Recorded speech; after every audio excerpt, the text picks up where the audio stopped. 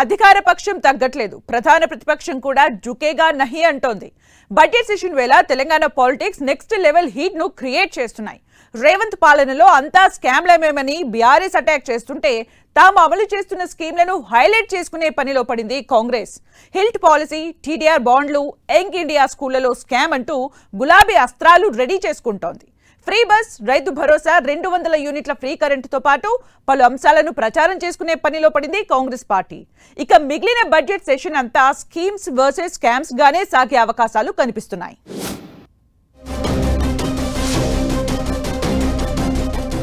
Assembly budget session వేళ political dialogue war. Revanth సర్కార్ను corner చేస్తున్న కేటీఆర్, హరీష్. కాంగ్రెస్ పాలనలో అన్ని స్కామ్లే అంటూ అటాక్. స్కీమ్ల అమలును హైలైట్ చేసుకునే పనిలో కాంగ్రెస్.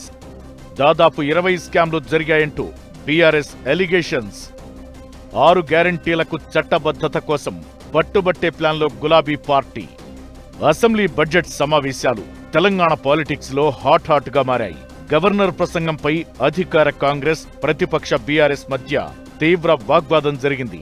గవర్నర్ ప్రసంగంలో చెప్పిన అంశాలపై రేవంత్ సర్కార్ గొప్పగా చెప్పుకుంటే గులాబీ పార్టీ మాత్రం అన్ని అబద్ధాలేనని కొట్టిపారేసింది. ఇక సోమవారం నుంచి శాసనసభలో అసలైన వారు నడవనుంది. ప్రభుత్వం ప్రవేశపెట్టిన బడ్జెట్పై బీఆర్ఎస్ పెదవి విరుస్తోంది. తెలంగాణ ప్రజల బతుకుల్లో వెలుగు నింపే బడ్జెట్ అని కాంగ్రెస్ సర్కార్ చెబుతోంది.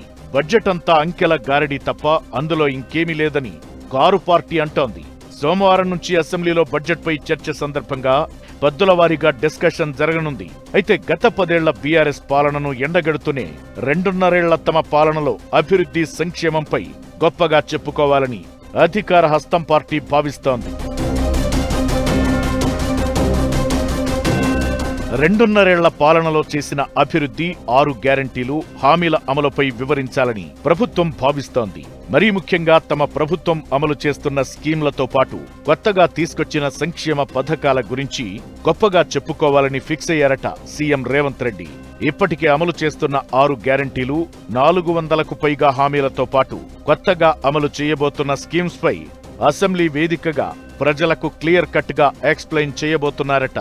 ప్రభుత్వ జూనియర్ కాలేజీ స్టూడెంట్స్ కు మధ్యాహ్న భోజన పథకం, ఇంటర్మీడియట్ చదువుతున్న దివ్యాంగ విద్యార్థులకు మెట్రో ఫిట్టెడ్ వెహికల్స్, వసతి గృహాలు, గురుకుల విద్యా సంస్థల వంటశాల ఆధునీకరణకు 100 కోట్లు, పాలిటెక్నిక్ కాలేజీల్లో 15 కొత్త కోర్సులు ప్రారంభం వంటివి ప్రముఖంగా చెబుతున్నారు.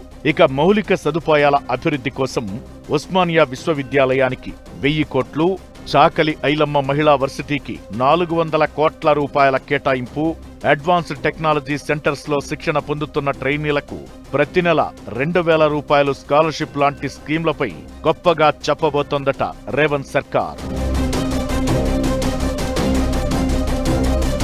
ఇక ప్రధాన ప్రతిపక్షం బీఆర్ఎస్ అసెంబ్లీలో ప్రభుత్వాన్ని ధీటుగా ఎదుర్కోవాలని డిసైడ్ అయిందట. బడ్జెట్ పై చర్చ సందర్భంగా రేవంత్ సర్కార్ ను ఇరకాటంలో పెట్టేందుకు వ్యూహం రచిస్తోందని అంటున్నారు. ప్రభుత్వం స్కీమ్ల గురించి చెబితే తాము స్కామ్లపై చర్చకు పట్టుబట్టాలని భావిస్తున్నారట గులాబీ పార్టీ లీడర్లు. 2.5 ఏళ్ల కాంగ్రెస్ పాలనలో దాదాపు 20 స్కామ్లు జరిగాయని బీఆర్ఎస్ నేతలు చెబుతున్నారు. బడ్జెట్ చర్చ సందర్భంగా ఒక్కో స్కామ్ ను బయట పెట్టాలని డిసైడ్ అయ్యారట కారు పార్టీ లీడర్లు. BRS LP deputy floor leader Harish Rao Revanth ప్రభుత్వంలో జరిగిన స్కామ్లపై ప్రత్యేకంగా ప్రిపేర్ అవుతున్నారట. దాదాపు 20 స్కామ్లకు సంబంధించిన సమగ్ర సమాచారాన్ని సేకరించి పెట్టుకున్నారట. బడ్జెట్ చర్చ సందర్భంగా ప్రభుత్వాన్ని ఇరుకున పెట్టాలని ప్లాన్ చేస్తున్నట్టు తెలుస్తోంది. హిల్ట్ పాలసీ స్కామ్, సింగరేణి బొగ్గు గనుల కేటాయింపులు, సోలార్ పవర్ ప్లాంట్ టెండర్లు, హెచ్సియు భూముల వ్యవహారం, టీడీఆర్ నిబంధనల్లో అవకతవకలు, అమృత్ స్కీమ్ టెండర్లు, యంగ్ ఇండియా ఇంటిగ్రేటెడ్ స్కూల్స్ టెండర్లలో గోల్మాల్ వంటి చాలా అంశాలను లేవనెత్తాలని బీఆర్ఎస్ భావిస్తోంది. ఇప్పటికే అసెంబ్లీలో అనుసరించాల్సిన వ్యూహంపై సమావేశమై డిస్కస్ చేసిన బీఆర్ఎస్ ఎల్పీ మరో పవర్ఫుల్ అస్త్రాన్ని బయటకి తీయబోతోందట. 6 గ్యారంటీలకు చట్టబద్ధత కోసం ప్రైవేట్ మెంబర్ బిల్ పెట్టే యోచనలో బీఆర్ఎస్ ఉందట. ఇలా ఎవరి ఎత్తులు వారికున్నాయి. ప్రభుత్వం స్కీమ్స్ గురించి చెబితే కాంగ్రెస్ ప్రభుత్వ స్కామ్స్ గురించి లేవనెత్తి రేవంత్ సర్కార్ ను ఇరుకున పెట్టేలా బీఆర్ఎస్ ప్లాన్ రెడీ చేసిందని తెలుస్తోంది. కాంగ్రెస్ గొప్పగా చెప్పుకుంటున్న స్కీమ్స్ లోనే స్కామ్స్ జరుగుతున్నాయంటూ బీఆర్ఎస్ అటాక్ చేస్తుండటంతో ప్రజలు ఎవరి మాటలు నమ్ముతారో చూడాలి మరి.